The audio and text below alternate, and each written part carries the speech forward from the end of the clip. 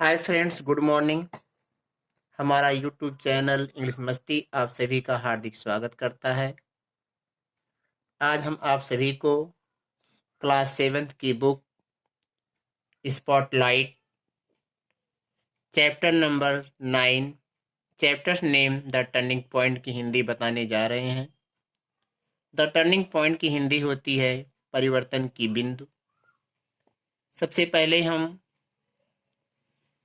यहाँ पर राइटर के द्वारा 3 पॉइंट दिए गए हैं, इसकी हिंदी जानने का प्रयास करते हैं।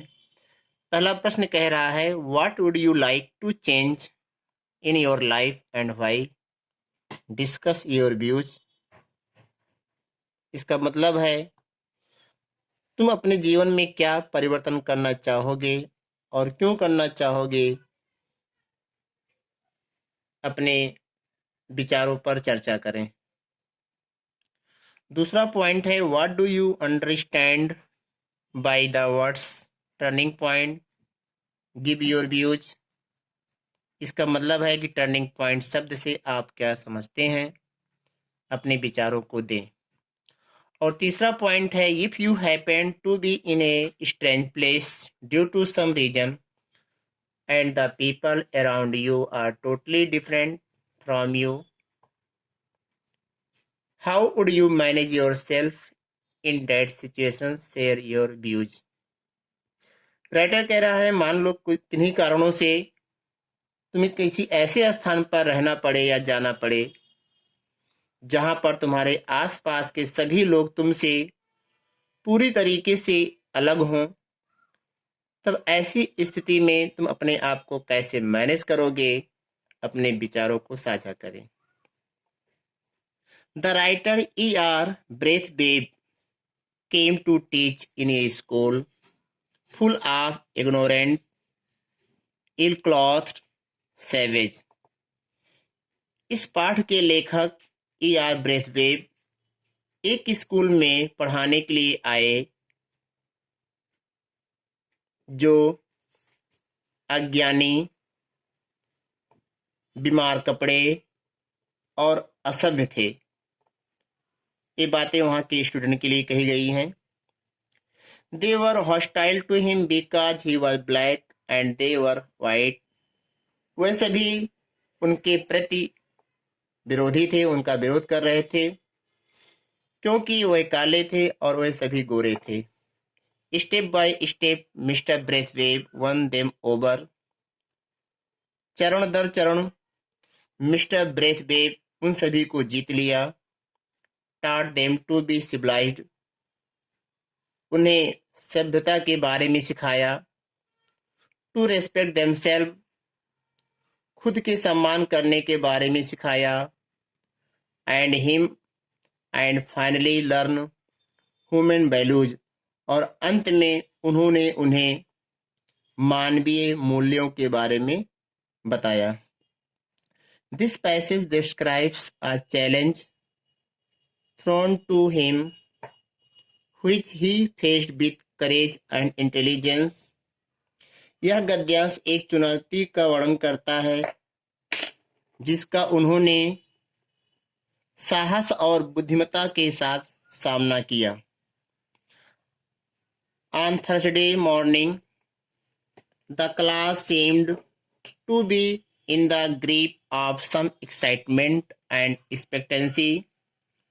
गुरुवार की सुबह कक्षा कुछ उत्साह और उम्मीद की पकड़ में लग रही थी। During the recess, they stood about the classroom in little whispering groups, which fell silent as I approached. मध्य अवकाश के दौरान वह सब थोड़ा सा फुसफुसाते हुए कक्षा के पास खड़े हो गए और जैसे ही मैं पहुंचा वह सब शांत हो गए। But I could read no special significance into this, लेकिन मैं इसमें कुछ विशेष महत्व को नहीं पढ़ सका। The lesson proceeded more or less normally, but heavily. यह पाठ कमोबेश समान रूप से आगे बढ़ा, किंतु भारी. In the afternoon, we went down to the gym for the usual PT period. दोपहर के समय हम सामान्य रूप से पीटी के लिए जिम गए. The equipment was neatly arranged around the clear dining hall, vaulting, horseback, jumping. उपकरण साफ डाइनिंग हॉल के चारों ओर, भोजन की व्यवस्था, घोड़े की हिरन को तिजोरी से देना.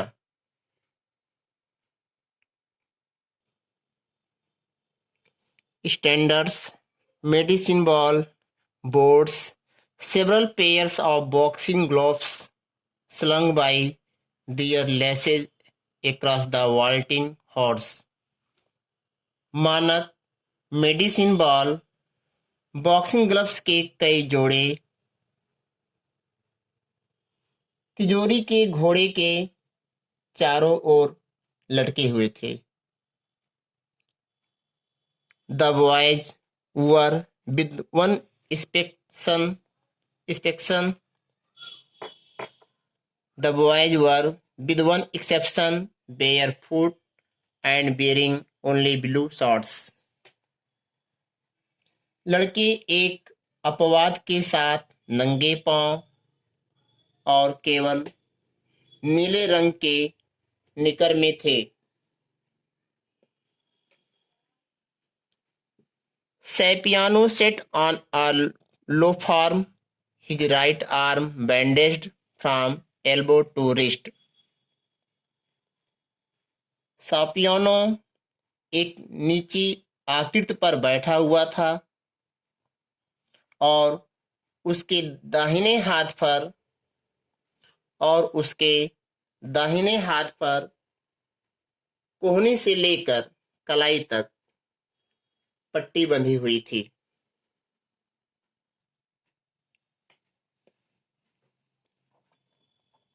Line up in the centre, will you I begin. मैंने कहा, बीच में लाइन अप हो जाओ. They eagerly obeyed, forming two neatly graded lines, but then Deham stepped forward.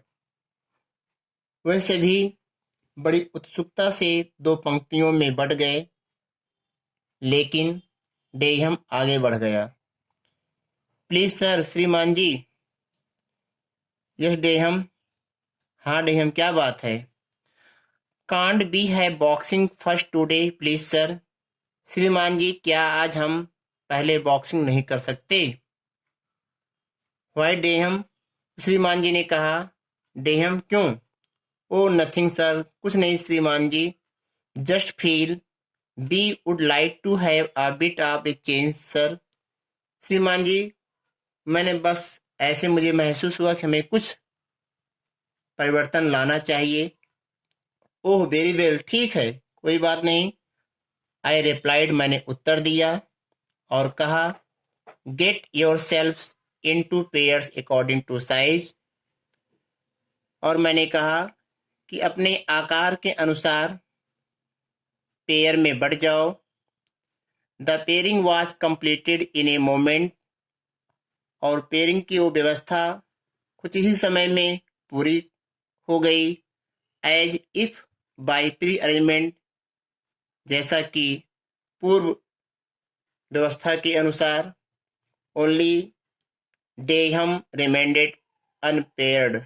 केवल डेहम ही अनपेयर्ड में बचा.